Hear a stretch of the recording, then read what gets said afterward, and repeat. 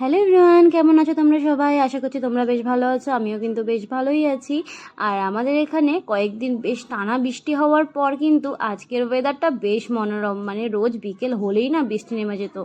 তার জন্য কিন্তু আজকে একটু হালকা মেঘ করেছে আর হালকা একটু রোদ উঠেছে, যে রোদটা একদমই গায়ে লাগছে না, সুন্দর ঠান্ডা ঠান্ডা হাওয়া দিচ্ছে। তার উপরে আবার গরমের ছুটি পড়ে গেছে, তো নিচের সব বাচ্চাগুলো না উপরে চলে এসেছে খেলতে। তো তারই মাঝখানে আমি রিহুকেও ছেড়ে দিয়েছিলাম যে সবার সাথে খেলুক একটু।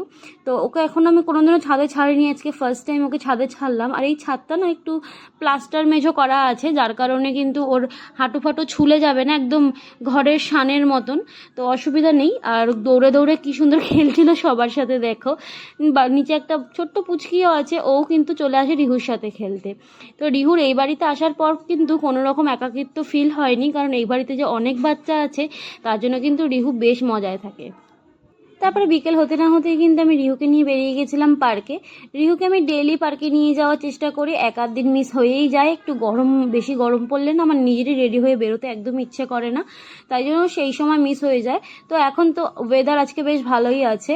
আর তাছাড়াও বিকেলবেলা একটু বাচ্চাদের নিয়ে বেরোলে কিন্তু ওদের কিন্তু ভালোও লাগে। আর তাছাড়া রিহু তো এখানে নতুন, এই পরিবেশের সাথেও তো রিহুকে ম্যাচ করতে হবে, তাই না? কারণ রিহু তো এখানেই বড় হবে।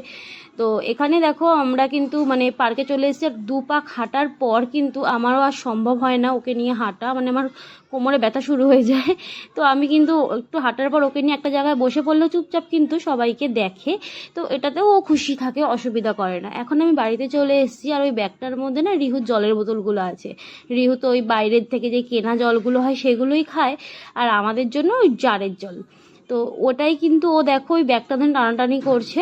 আর তারপরে কিন্তু আমি সন্ধ্যা পুজো দিয়ে নিয়েছিলাম। আর দেখো আমি কিন্তু সন্ধ্যা দিতে গেলে ওকে, বা কোথাও যদি বাইরে যাই রুটি ফুটি করতে রাত্রিবেলায়, বা বাথরুমে গেলেও কিন্তু ওকে এভাবে কিন্তু চার্জার, আমার চশমার বক্স এগুলো দিয়ে যাই, কারণ এগুলো দিয়ে গেলে কিন্তু ও বেশ অনেকক্ষণ খেলতে পারে একা একা।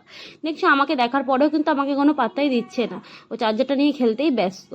তারপরে কিন্তু ওকে ওর একটু খিদে পেয়ে গেছিলো বলে ওকে একটু দুধ দিয়ে দিয়েছিলাম খাওয়ার জন্য।